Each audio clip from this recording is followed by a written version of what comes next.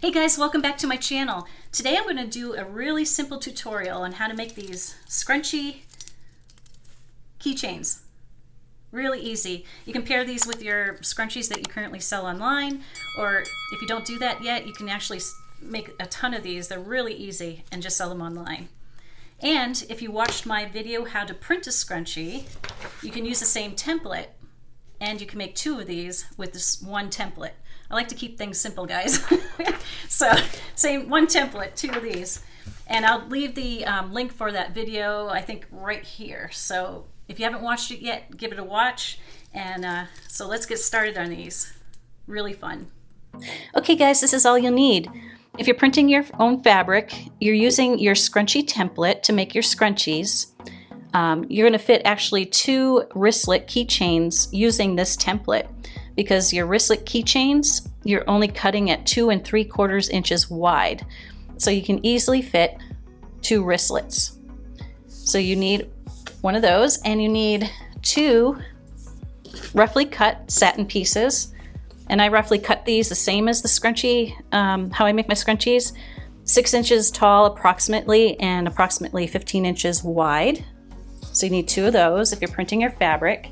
Now, if you're not printing your fabric, then you want to cut a piece of fabric that's 2 3/4 inch wide by 28 inches long. So if you're not printing your fabric, that's the measurements.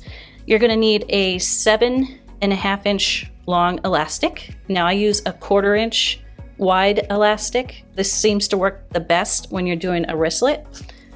And let's see. Now for the hardware, you're going to need a 1 inch key fob with its matching key ring. Now they usually come together. And there is a tool that actually closes this key fob. I lost mine. So if you don't have that tool, it's actually linked in the description. I bought mine on Amazon. I just can't find it right now. So I use a rubber mallet. Just make sure it's a rubber mallet. You just hit it once. It won't mark the key fob and it won't dent it in any weird way. So as long as it's a rubber mallet, you'll be fine to use one of those. And that's it. So let's get started. Just a tip, guys, if you would like to put your own design, like on a scrunchie keychain or even on a scrunchie or a scrunchie tote bag, but you don't have a sublimation printer, you could actually contact a company called Condi. I'll leave their link in the description below. They'll print that transfer paper for you, like if you have a specific design in mind. And then as long as you have a heat press, you can actually press them on satin fabric. So that's just another way to do it if you don't have the necessary equipment.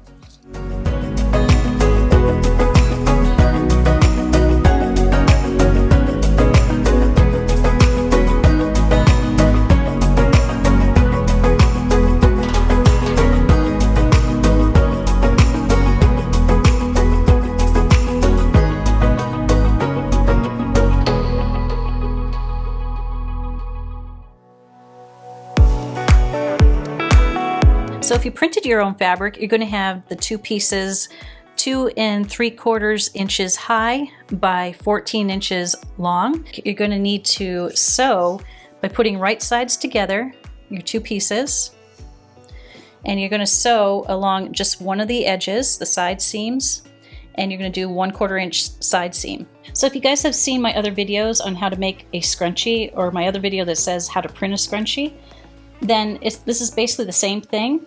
The only thing you're not doing is sewing this seam as well. You're just going to leave it open. So don't sew that, just sew one. And you're going to do the same thing. You're going to match the seams this way.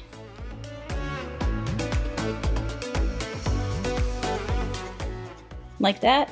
And you're just going to sew along the long edge, 1/4 inch seam all the way down.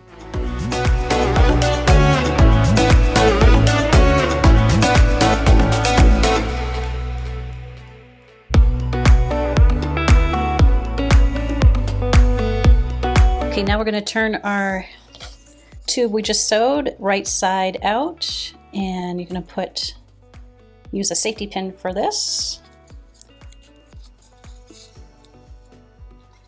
And a 2-inch safety pin works perfect for turning tubes inside out like this, or I should say right side out.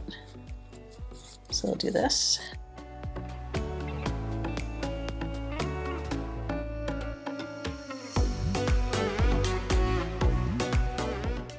Okay, you just want to tie your elastic to the end of the bodkin loosely, and you want to fish this through the tube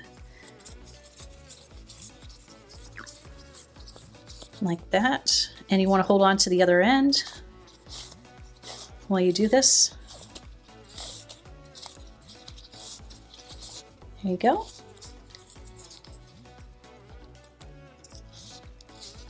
Now you just want to take this off.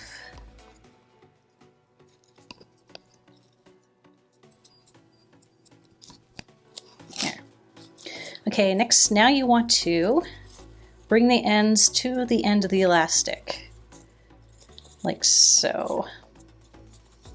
Okay, so you bring your end like this. Now what I usually do is I like to make a nice clean edge. So I'll just fold the corners in, make a triangle, and then fold it down. And I fold it down about, about 1/4 inch, and then I just pin it like that, and I do the same to the other side.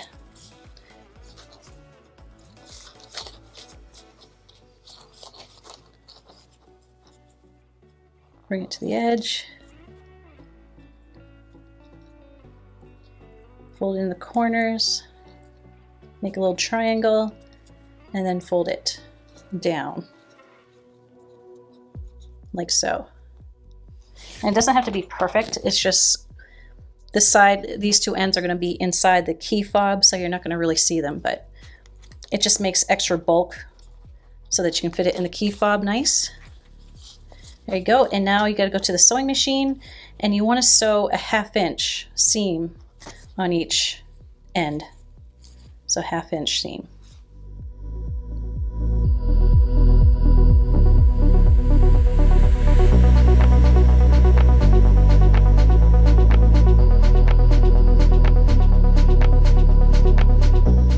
Okay, you want to take your 2 edges you just sewed, and you want to put wrong sides together so that the seam part is at the top and the fold's underneath. Okay, so you want to put those two together, and now you just want to do one final stitch, 1/2 inch across.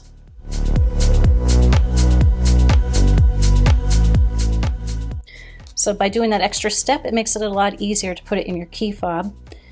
And notice when you're done, it matches the key fob width perfectly. So I'm going to go off camera for a second, just give this a whack with my rubber mallet. Okay guys, just finished with a rubber mallet.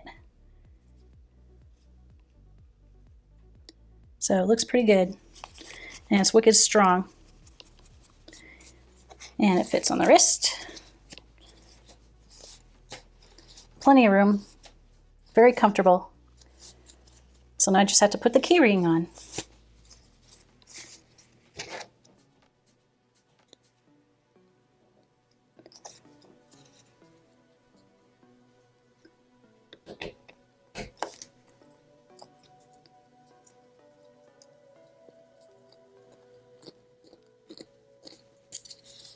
There.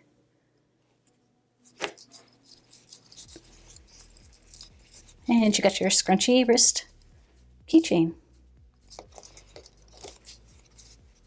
Well guys, that's it for the tutorial. I hope you enjoyed it. Really easy, right? And super cute. And my cat thinks so too. Anyway, I guess I'll see you next week too. Or next week. I guess I'll see you next week.